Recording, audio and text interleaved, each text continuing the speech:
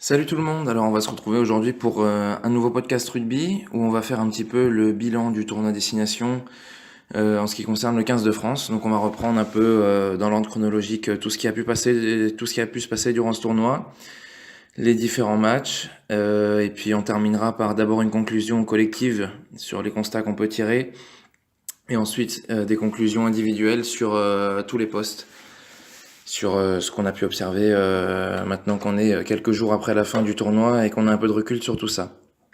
Alors ça avait commencé au Stade de France, ce fameux France-Irlande dont on avait déjà fait un podcast que vous pouvez retrouver sur CPI Sport. Cette défaite de 2 points dans le Money Time sur un drop assassin de Jonathan Sexton. C'était un match avec des signes positifs, notamment en défense. On a vu une grosse activité des Français qui ont quand même beaucoup gêné les Irlandais. Déjà à ce moment-là, on disait que les Irlandais étaient une très bonne équipe. Ils l'ont prouvé par la suite. Ils ont gagné le tournoi, ils ont fait le Grand Chelem, ils ont à toutes les lignes du terrain des joueurs qui sont cités dans les équipes types du tournoi destination. Ils ont fait un très gros tournoi et finalement, voilà, avec ce recul-là, on peut se dire que la prestation des Français était quand même assez bonne, même si offensivement, il n'y avait pas de quoi se réjouir non plus. Mais cette prestation-là contre l'Irlande, elle était déjà un premier signe positif. Ensuite, le deuxième match, c'était à Murrayfield contre l'Écosse. Là, il y a, je dirais, peut-être encore plus de regrets finalement, même si c'est vrai que le scénario de l'Irlande est cruel parce qu'on mène encore jusqu'aux derniers instants du match et puis on perd sur un drop du milieu de terrain dans les arrêts de jeu. Mais contre l'Écosse, c'est encore différent parce que il y a le sentiment qu'on a plus perdu le match que l'Écosse l'a gagné, contrairement à ce qui s'est passé en Irlande. Enfin, contre l'Irlande où c'est vraiment Sexton qui nous fait mal. Là, j'ai l'impression qu'on s'est fait mal tout seul sur ce match de l'Écosse, qu'on tenait finalement pas si mal, même si on n'a jamais eu une avance énorme sur les Écossais. On menait 26-20 quand même à 20 minutes du terme. Et puis, au moment où le 15 du Chardon a eu cette réaction d'orgueil, finalement poussée par Murrayfield, on sait que c'est quand même important dans le rugby, le fait de jouer à domicile, surtout dans les stades comme Murrayfield où il y a quand même un gros soutien du public. Il vaut mieux l'avoir derrière soi. Mais nous, on n'a pas su hausser notre niveau finalement et on a été punis par notre indiscipline. Voilà, il y a eu un problème de discipline clairement où on prend 4 pénalités dans les dernières minutes qui nous font perdre le match 32-26. Alors qu'on l'avait plutôt bien en main, là, on s'est dit qu'il y avait encore des soucis au niveau mental. Et puis, dans la foulée de ce match d'Édimbourg, il y a eu la fameuse affaire de la nuit d'Édimbourg, des sorties très arrosées qui ont encore une fois écorné l'image de l'équipe de France, alors que elle semblait se reconstruire petit à petit avec des joueurs comme Teddy Thomas qui avait fait un début de tournoi fantastique, qui marque 3 essais en 2 matchs. Et là, voilà, il a été exclu du groupe avec les autres, c'est-à-dire Geoffrey Palis, Rémi Lamera, Jonathan Danty, Félix Lambé, Sekou Makalou, Anthony Bello, Arthur Ituria et Louis Picamol. Alors forcément, ces joueurs, bon, on n'est pas là pour les juger, mais il y a des reproches à faire quand même. Déjà par rapport au contexte, c'est un match perdu dans des conditions, comme je viens de le dire, assez regrettables. Et finalement, on en rajoute une couche quoi, en allant sortir et boire, etc. et faire un peu n'importe quoi à Édimbourg. Après une défaite, c'est forcément mal vu. C'est ni fait ni à faire, on va dire. Et autant on peut excuser des joueurs comme Anthony Bello sur le prétexte entre guillemets de l'erreur de jeunesse, autant on peut en vouloir un peu plus à quelqu'un comme Louis Picamol, qui était sorti du groupe France par rapport à ses dernières prestations, mais qui était, il faut pas l'oublier, un cadre depuis quand même plusieurs années dans le 15 de France, et qui a eu la possibilité de revenir grâce aux différentes blessures. Et au lieu de saisir sa chance et de montrer de quoi il était capable sur le terrain, parce que moi c'est un joueur que j'adore, c'est un joueur fantastique, il a des qualités de percussion, enfin c'est un numéro 8 dont on a vraiment besoin. Voilà, il a pas su saisir sa chance et encore pire que ça, il est sorti du groupe après cette excursion nocturne Et d'ailleurs, à part Arthur Iturria qui est revenu, les autres sont restés en dehors du groupe pour la fin du tournoi à destination, ce qui est regrettable, notamment pour Teddy Thomas, dont on avait vraiment beaucoup besoin. Là, il était dans une grande forme, et puis on n'a pas non plus énormément de joueurs de ce niveau-là à l'aile. Lui n'a pas eu l'opportunité de revenir. C'est des choix du staff qu'il faut respecter. Je pense que, au vu des circonstances, c'était finalement pas si mal pour le nouveau staff qui est arrivé, de mettre tout de suite, des barrières et de dire que voilà, on serait, quel que soit le niveau du joueur, on sera intransigeant sur la discipline. Je pense que c'est pas plus mal. Donc après ça, on a eu le match France-Italie à Marseille. J'ai pas trop envie de m'étaler sur ce match-là parce que bon, on va dire qu'on retiendra le positif, qui est une victoire pour stopper une série qui était très négative quand même, de 9 défaites consécutives pour le 15 de France. Enfin, 9 matchs sans victoire, il y a eu ce match nul contre le Japon. C'était vraiment au niveau des résultats catastrophiques. Il fallait, d'autant plus à domicile contre l'Italie, il fallait gagner. C'est ce qu'on a fait. La manière était pas spécialement là, hein. Pour avoir des mots un peu durs, j'ai trouvé que c'était une purge. Un match d'un niveau indigne du tournoi à destination. Pour les deux équipes d'ailleurs, hein, l'Italie a montré quelque chose. A montré un niveau très faible d'ailleurs sur toute la suite du tournoi. L'Italie finit avec la cuillère de bois. C'est dommageable pour eux. Mais on n'a pas montré quand même beaucoup de belles choses. On a eu un peu du hurrah rugby pendant tout le match, des séquences approximatives, brouillonnes, etc. Enfin bon. Voilà, on gagne 34-17. Une victoire très positive sur le plan comptable et c'est ce qu'on va retenir parce que le reste, bof. Ensuite, il y a eu la réception de l'Angleterre au Stade de France. Ça, c'était clairement le match qui allait faire basculer le tournoi, le bilan du tournoi français d'un côté ou de l'autre. Finalement, il se termine par une victoire 20-16. Je vous invite à aller voir le Planet Sport où on avait fait un résumé un peu plus détaillé du match, celui du week-end du 10 mars. Forcément positif, forcément très positif, parce que c'est une victoire dans un crunch, c'est une victoire dont on avait besoin pour se redonner de la confiance, pour repartir de l'avant, pour construire un groupe.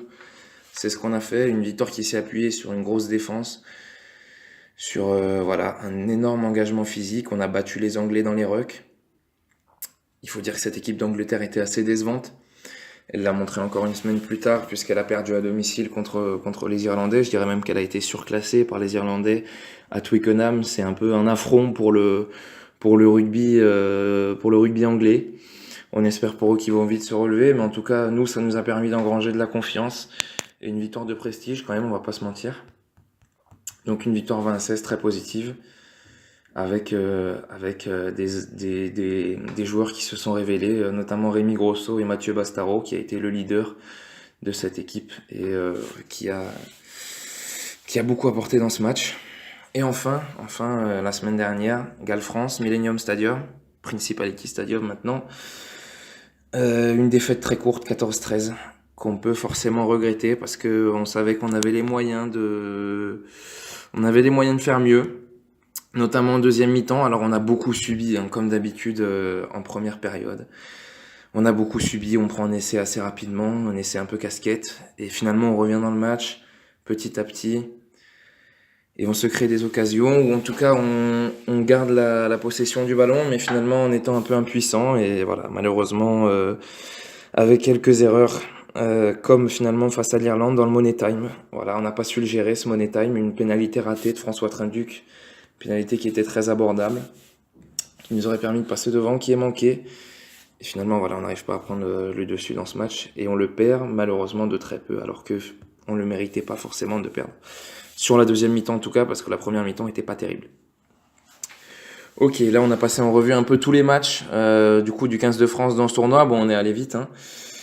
Maintenant, on va faire peut-être des conclusions collectives sur ce qu'on a pu observer pendant ce tournoi, les satisfactions, les choses qu'il faudra améliorer, etc. Bon, alors le nouveau style du 15 de France avec le nouveau staff et Guinoves qui est parti et Jacques Brunel qui l'a remplacé. Les nouveaux points forts, c'est la défense, incontestablement, et l'engagement physique. L'engagement physique dans les rucks, voilà, c'est devenu presque une spécialité alors que ça pouvait être un point faible il y a quelque temps. Beaucoup d'observateurs anglais, britanniques, etc. ont comparé l'équipe de France à l'Afrique du Sud. Bon, c'est peut-être un peu caricatural, mais finalement, il y a un peu de ça. C'est vrai qu'on retrouve un peu l'identité des Springboks dans ce rugby de combat. L'accent qui a été mis sur les regroupements, notamment les rucks, les ballons grattés, etc. Et puis les plaquages, voilà, la quantité de plaquages réussis, qui est quand même une statistique assez intéressante dans la nouvelle équipe de France version Brunel. Une très bonne défense et un rugby de combat. Ce qui restera amélioré encore pour arriver au niveau de l'Afrique du Sud, on va dire, c'est la conquête. On a encore eu pas mal de problèmes en touche, quelques-uns en mêlée aussi, on y reviendra plus tard. Voilà, ça c'est un point qui reste à améliorer. Et puis évidemment, le revers de la médaille, c'est qu'on a perdu beaucoup de ce jeu de la version Guinoves, du dynamisme des trois quarts, etc. Quand Teddy Thomas a été écarté, forcément ça nous a fait mal parce que c'était lui qui faisait la différence sur l'aile jusque sur les 2 premiers matchs. Et puis bon, on voit au niveau ne serait-ce que des choix des trois quarts centres, c'est quand même le même profil qui revient. Mathieu Bastaro, Geoffrey Doumerou, Jonathan Danty, Rémi Lamera, etc. C'est des joueurs qui ont plus des qualités dans la percussion que dans l'évitement finalement, et c'est pour ça qu'on peut encore là parler de rugby de combat. Peut-être que ça aurait été différent si on avait eu Wesley Fofana. Maintenant, est-ce que Jacques Brunel aurait choisi de le titulariser? C'est même pas sûr. Voilà, pareil, Gaël Ficou a été laissé de côté et finalement on l'a fait jouer un petit peu à l'aile. Bon, voilà, est-ce que c'est pas un profil qui pourrait être intéressant aussi? Voilà, c'est les choix de Brunel qui a choisi d'être à fond dans ce style de jeu direct, on va dire, un rugby d'engagement physique plus que de vitesse. Ça, c'était donc pour les conclusions globales qui a attiré au niveau du collectif, du nouveau collectif du 15 de France. On va passer un petit peu maintenant en revue tous les postes un par un pour faire un peu le bilan des individualités qui nous ont marqués, que ce soit positivement ou négativement d'ailleurs pendant le tournoi. Alors on va commencer par la première ligne. Il y a 2 grosses satisfactions sur cette première ligne. La première, c'est Guillaume Guirado, le capitaine, qui a fait un gros tournoi, notamment en défense, dans les rucks, dans les plaquages. Il a été exemplaire. Il a joué son rôle de capitaine aussi à fond. À ce niveau-là, il a été très bon. Et ça, c'est vraiment une grande satisfaction d'avoir un leader comme Guirado. La deuxième grosse satisfaction, c'est Jefferson Poirot au poste de pilier gauche qui nous a fait encore un tournoi fantastique. Lui aussi, un défenseur hors pair et récupérateur de ballon. Voilà, il est décisif dans les rucks et en mêlée fermée. Il est quand même rarement pris à défaut. Il a une grande régularité à ce niveau-là, donc bravo à lui. En soutien de Guillaume Guirado, on a Adrien Pélissier, justement, le novice, un petit peu de la première ligne, joueur de l'Union Bordeaux-Bègles, qui a intégré le groupe France pendant le tournoi et qui a su saisir sa chance, d'abord en tant que remplaçant de Guirado sur quelques minutes, et puis quand Guirado a été blessé contre le Pays de Galles, il a été titularisé et il a fait un très bon match. Le point noir de la première ligne, c'est le poste de numéro 3 de pilier droit. Voilà, c'est Rabah Slimani qui était un titulaire indiscutable depuis des années à ce poste-là. Il nous a quand même pas mal déçus pendant ce tournoi parce qu'il a toujours pas réussi à régler ses problèmes en mêlée fermée. Il est très souvent pénalisé. Et voilà, on peut pas se permettre de perdre à chaque match autant de points à cause de Rabah Slimani en mêlée fermée. Et puis, derrière lui, on voit pas spécialement de solution viable, quoi. Sédaté Gomessa a fait des bonnes entrées, il a pas fait un mauvais match contre le Pays de Galles, mais est-ce qu'il peut être un titulaire sur la durée? J'en doute. Ensuite, la deuxième ligne, on a un taulier un petit peu là qui sort du lot, c'est Vahamaina, Sébastien Vahamaina, qui a fait un bon tournoi, mais lui, il a aussi souvent des problèmes de discipline. Voilà, il est régulièrement pénalisé dans les rucks, il se met souvent à la faute, donc ça, c'est encore un point noir qu'il faudra corriger. Mais il semble quand même sortir du lot pour une place de titulaire. Et à côté de lui, c'était Arturo Itaouia au début du tournoi. Il est sorti, comme je l'ai dit, du groupe à cause de la sortie nocturne d'Édimbourg. Mais finalement, Paul Gabriel du Stade français a su saisir sa chance aussi derrière lui. Et bon, on a une deuxième ligne qui me paraît quand même pas mal, notamment avec l'apport de Gabriel en touche, qui est très intéressant. Ensuite, la troisième ligne. Alors, la troisième ligne, on a une Ouais, on va dire une sensation, c'est Yacouba Camara, on le connaissait déjà avant, ancien joueur du Stade Toulousain, maintenant au MHR. Il a eu des gros problèmes de blessures qui ont freiné un peu sa progression, mais là il nous a montré encore pendant ce tournoi, notamment contre le Pays de Galles, il a fait un match monstrueux. Il nous a montré qu'il faudrait compter sur lui dans les mois et les années à venir et ça fait plaisir. Ensuite, numéro 6, Venceslas Loré. Voilà, Venceslas Loré, c'est la régularité. C'est clairement pas le genre de joueur qui vous fait gagner un match, mais ça peut être le genre de joueur qui vous évite de le perdre un match, voilà, parce qu'il a cette constance, cette régularité au niveau du plaquage, du grattage, etc. C'est un très bon défenseur et du coup il s'adapte bien au style de Jacques Brunel. Alors, à l'inverse, voilà, ça fait une bonne transition parce qu'en numéro 8, on a eu Marco Tolègne sur la fin du tournoi et c'est un peu l'inverse parce que c'est le genre de joueur qui peut être décisif sur une action. Il l'a montré au Principality Stadium où c'est lui qui fait la différence sur l'essai de Gaël Ficou. C'est lui qui perce la défense galloise. Mais à côté de ça, voilà, on le voit pas trop sur le reste du match. Il est moins efficace en défense. Voilà, c'est un peu par séquence et il va falloir qu'il apprenne maintenant à être régulier sur 80 minutes au haut niveau. Sachant qu'à ce poste de numéro 8, ben, du coup, le retour de Louis Picamol a tourné court, malheureusement. Est-ce qu'il reviendra par la suite? Ça va être un point à régler aussi. Et puis, on a Kevin Gourdon qui s'est blessé très tôt contre l'Irlande, qui n'a pas participé à la suite du tournoi et que moi, j'attends de voir quand même sur la durée. C'est un joueur que j'adore, Kevin Gourdon, qui est très bon avec La Rochelle, qui s'est imposé aussi en équipe de France maintenant depuis quelques années et qui peut être une solution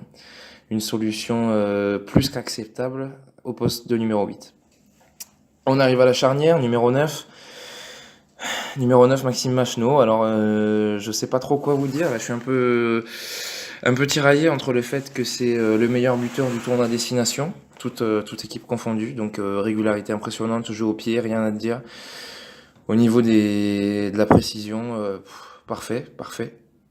Mais à côté de ça, il me dérange un peu dans le jeu, Maxime Machenaud, parce que j'ai toujours l'impression qu'il ralentit le jeu, qu'il fait pas toujours les bons choix. Il a été pas à son aise à Cardiff où il se fait intercepter des passes dans son camp qui auraient pu coûter très cher. Voilà, j'ai l'impression que à ce niveau-là, il a pas trop progressé et que voilà, il manque un peu de folie. On sent que c'est pas lui qui va apporter du dynamisme et qui va faire la différence sur un coup de génie, comme pourraient le faire des joueurs plus jeunes. Les trois autres qui sont prétendants au poste là en équipe de France. Donc je vais parler d'Antoine Dupont, qui est un joueur fantastique que j'adore vraiment et je pense qu'il va être le titulaire au poste de demi de mêlée là dans les années à venir en équipe de France. Malheureusement, il s'est blessé au ligament croisé du genou dès le match d'ouverture. Donc on lui souhaite vraiment le meilleur, qu'il se rétablisse au plus vite parce qu'on a besoin de lui. C'est vraiment un joueur fantastique et moi j'attends qu'il revienne au plus vite. Derrière, on a aussi Baptiste Couillou du Loup qui a donné satisfaction quand on a fait appel à lui sur la fin de tournoi. Donc voilà, à voir par la suite, mais ça peut être un joueur intéressant aussi. Et puis Baptiste Serin, qui avait pas mal joué avec Guinoves, qu'on n'a pas vu dans ce tournoi destination, qui est un peu moins en forme que l'année dernière, mais ça reste aussi une solution acceptable. Demi d'ouverture ensuite. Alors là, c'est clairement, à mon avis, le talon d'Achille de cette équipe. On l'a bien vu, on a bricolé tout le tournoi finalement. On a démarré contre l'Irlande avec une charnière Jalibert-Bello, donc même pas 20 ans de moyenne. Jalibert s'est blessé très tôt, encore une fois. Malheureusement, voilà, on aurait bien aimé voir ce qu'il aurait pu apporter. Joueur de l'UBB qui connaît bien Brunel. C'est un très jeune joueur qui paraît prometteur, qui a fait des bonnes sorties en top 14. On peut pas le juger du coup sur les 30 minutes qu'il a joué contre l'Irlande, c'est impossible, donc on verra par la suite ce qu'il donne. Sinon, il y a Anthony Bello qui faisait partie aussi des fêtards d'Édimbourg, donc qui est sorti du groupe, pareil. Il n'a pas spécialement impressionné sur les sorties qu'il a faites en bleu, donc à voir sur la durée s'il arrive à hausser son niveau. Il a eu une éclosion très rapide à Toulon, maintenant il va falloir confirmer. Et oui, on a bricolé parce que sur les 3 derniers matchs, on fait appel à Lionel Boxis et François Trinduc. Les vieux de la vieille, sans vouloir leur manquer de respect. et qui n'ont pas spécialement brillé. Je pense qu'ils ne s'installeront pas dans la durée dans ce 15 de France-là. Entre le match, la fin de match de l'Angleterre et Lionel Boxis qui manque la touche, alors qu'on est après la sirène, dans les arrêts de jeu, qu'il suffit de dégager n'importe comment tant que le ballon sort. Lui, il manque la touche, ça aurait pu nous coûter très cher. Heureusement, on s'en sort, mais miraculeusement. Contre le Pays de Galles, c'est Trinduc qui nous met un peu dedans, déjà en manquant la pénalité décisive, et puis avec plusieurs coups de pied étranges, des pénalités qui sont pas trouvées. Voilà, bon, peut mieux faire clairement, et il va falloir qu'on trouve des solutions à ce poste-là pour s'installer durablement au haut niveau où on a besoin d'un très grand numéro 10. On arrive aux trois quarts, pareil, on a bricolé un peu en fonction des blessures, etc. On va dire deux révélations à l'aile, c'est Rémi Grosso et Teddy Thomas. Teddy Thomas d'abord évidemment sur le match contre l'Irlande et celui contre l'Écosse où il met 3 essais, il fait la différence tout seul, hein, des exploits individuels, des essais splendides, voilà, bravo à lui, mais de nouveau des problèmes de discipline, c'est pas la première fois que ce joueur est confronté à ce genre de problème. Il faut aussi à un moment apprendre de ses erreurs. Et voilà, on attend de lui qu'il le fasse parce que c'est un très bon joueur et que c'est dommage qu'il gâche un petit peu ses belles performances par des soucis extrasportifs. Rémi Grosso qui, ben justement, lui a su saisir sa chance. Le Clermontois pour remplacer Teddy Thomas. On l'attendait pas trop, une seule sélection contre le Canada, je crois, en Coupe du Monde. Et voilà, il a été présent, il a été l'homme du match contre l'Angleterre. Enfin voilà, de belles choses. Et on attend de voir aussi, pareil, s'il arrive à confirmer dans la durée, mais chapeau à lui. Et puis du coup, sur l'autre aile, on a mis Gaël Ficou sur la fin du tournoi, qui a lui aussi fait des bonnes entrées. C'était pas son poste. On a vu qu'il avait quelques soucis du coup en défense, parce que bah, forcément les réglages sont pas là, et que sur certains duels, il était un peu débordé. Mais globalement, il a fait le boulot. Il a marqué un essai, notamment contre le Pays de Galles. Et puis trois quarts centre, le phénomène Bastaro, qu'on critique toujours. Bastaro vieilli, Bastaro ci, Bastaro ça. Et puis voilà, là il est revenu. Après une suspension, lui aussi pour des problèmes disciplinaires, il avait insulté un joueur adverse en Coupe d'Europe. Donc encore une fois, on cautionne pas du tout les propos. On ne peut que regretter ça parce que c'est un joueur qui a tellement apporté dans ce nouveau 15 de France, parce que c'est finalement le profil parfait pour le style Brunel qu'on décrivait tout à l'heure, le style un peu sud-africain. Il a récupéré énormément de ballons dans les regroupements. Au niveau des plaquages, il se rate pas souvent. À l'inverse, quand il a le ballon en main, il faut se lever tôt pour l'arrêter. Et voilà. Un joueur très puissant qui a encore confirmé qu'il avait l'aura aussi d'un capitaine contre le Pays de Galles quand Guirado n'était pas là. Et voilà, un des hommes de base du nouveau 15 de France. Ensuite, à côté de lui, voilà, bon, on a un peu tâtonné, Geoffrey Doumerou, etc. Voilà, il faut voir dans la durée. Il y a beaucoup de prétendants au poste. Il y a évidemment Wesley Fofana qui est blessé. Il y a Rémi Lamela, il y a Geoffrey Doumerou, Jonathan Danty. Bon, Jonathan Danty a plutôt un profil de deuxième centre. Donc voilà, je dirais plutôt Lamela. Et puis on va pas oublier Damien Penaud, aussi un des grands espoirs du rugby français, qui malheureusement est blessé. Quand il reviendra fort avec son club, pas de doute que ça pourra faire aussi une belle charnière avec Mathieu Bastaro. Pas une charnière, excusez-moi, une paire de centres plutôt. À l'arrière, pareil, on tâtonne. Benjamin Fall a fait une grosse partie du boulot. Il y avait Geoffrey Palis au début du tournoi, pareil, écarté après la sortie d'Édimbourg. On pourrait penser à Brice Dullin, à Scott Spedding. Bon, personne ne s'impose. C'est aussi, entre guillemets, un point faible pour moi dans ce 15 de France-là. Je pense aussi à un joueur comme Nance Ducoing qui avait été appelé pendant la tournée de novembre. Alors forcément, ça lui a pas porté chance, vu les résultats de la tournée de novembre. Mais voilà, le joueur de l'UBB qui me paraît aussi une solution envisageable sur la durée. Pas d'hierarchie à ce poste-là. À voir à l'avenir ce que ça peut donner. Encore un petit bonus avant de terminer. Je vous ai préparé mon équipe type entre guillemets pour les mois à venir pour le 15 de France. Du coup, bon, pas de changement. La première ligne, surtout Jefferson Poirot et Guillaume Guirado à qui on n'a rien à reprocher. Rabat Slimani, c'est plutôt faute de mieux, tout comme Gomez ça sur le banc. Hein. Vous avez vu, j'ai remis les mêmes premières lignes.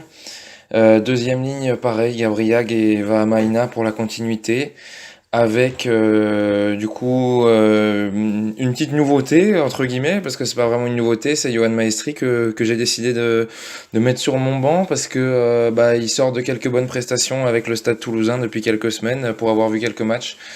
J'aime bien ce qu'il fait, c'est un joueur d'expérience qui pourrait justement apporter quelque chose en fin de match dans ces money time qu'on a parfois du mal à gérer. Pour la même raison, j'ai mis Louis Picamol aussi sur le banc parce que ça reste quand même un super joueur. Il est en train de retrouver un très bon niveau à Montpellier. Malheureusement, encore une fois, cette sortie nocturne en Écosse, bon voilà, on va pas revenir là-dessus une énième fois, mais j'ai envie de le revoir en bleu. Et puis par contre, les trois titulaires, pour moi, ils sont là, Loret, Camara et Gourdon en numéro 8. Antoine Dupont, vous l'aurez compris, c'est aussi un de mes chouchous, demi-de-mêlée, un joueur fantastique qui a l'avenir devant lui, j'ai envie de le voir en bleu. À côté de lui, Camille Lopez, qui est plutôt un joueur d'expérience, un gestionnaire, qui est capable aussi d'endosser le costume de buteur. Malheureusement, lui aussi est blessé. Il nous a manqué sur ces semaines de 6 nations. J'espère qu'il reviendra vite et surtout qu'il reviendra à un bon niveau. En ce qui concerne les trois quarts, vu les dernières prestations de l'équipe de France, Mathieu Bastaro, Rémi Grosso, ça me paraît une évidence. Teddy Thomas, pareil, au vu de son match contre l'Irlande et contre l'Écosse. Encore une fois, avec le temps, cette histoire d'Édimbourg s'estompera et il pourra revenir en bleu, j'en suis sûr. Pour le poste de premier centre de numéro 12, alors là, je vous avoue que j'ai une grosse hésitation entre les trois Clermontois, Damien Penaud, Wesley Fofana et Rémi Lamera, qui sont handicapés par des blessures malheureusement. Rémi Lamera qui a plutôt un profil lui de second centre, mais au vu du style de jeu de Jacques Brunel, bon, il irait aussi à côté de Mathieu Bastaro. Damien Penaud et Fofana qui ont plus de vivacité, mais malheureusement blessés. On verra comment ils arrivent à revenir. Et enfin à l'arrière, j'ai choisi Brice Dulin parce que j'ai pas été spécialement convaincu par Benjamin Fall et par Geoffrey Palis. Voilà, bon, un joueur d'expérience en bleu, quoi, Brice Dulin, en espérant que lui aussi pourra retrouver un bon niveau dans les prochains mois. Et puis Gaël Ficou au niveau des trois quarts centre sur le banc pour sa polyvalence, il est capable de jouer premier centre, second centre, à l'aile, enfin voilà, un très bon joueur aussi capable de jouer un rôle d'impact player en cours de match. Sachant que pour la charnière, j'avais choisi un mélange entre la jeunesse de Mathieu Jalibert et l'expérience de Maxime Machenaud. Comme je l'ai dit auparavant, Maxime Machenaud pour sa précision dans les coups de pied. Ok, bon bah voilà, on a fait le tour des différents postes. On a résumé un petit peu les prestations du 15 de France, ce qui restait à faire, ce qui avait de positif à retirer. C'est sûr que quand on voit où on était au mois de novembre, on se dit qu'il y a quand même du mieux. Mine de rien, les résultats sont pas tout à fait au rendez-vous. Il faut pas oublier qu'on est que quatrième du tournoi, certes devant l'Angleterre, mais derrière l'Écosse et le Pays de Galles. Donc bon, quatrième du tournoi, c'est pas encore le top des objectifs. Maintenant, c'était évidemment un tournoi compliqué, vu que le staff avait pris en main le groupe quelques semaines à peine avant le début du tournoi de destination. On vise plutôt la Coupe du Monde de l'année prochaine au niveau des objectifs, donc espérons qu'à ce moment-là, l'équipe sera prête. Mais il y a du mieux et on a un style de jeu sur lequel on va pouvoir construire la suite. Voilà, donc c'était la conclusion pour ce podcast. C'était un petit peu long, il y avait beaucoup de choses à dire. J'espère que ça vous a plu. N'hésitez pas évidemment à partager, liker, commenter, etc., etc. On attend vos retours avec grand plaisir. Salut!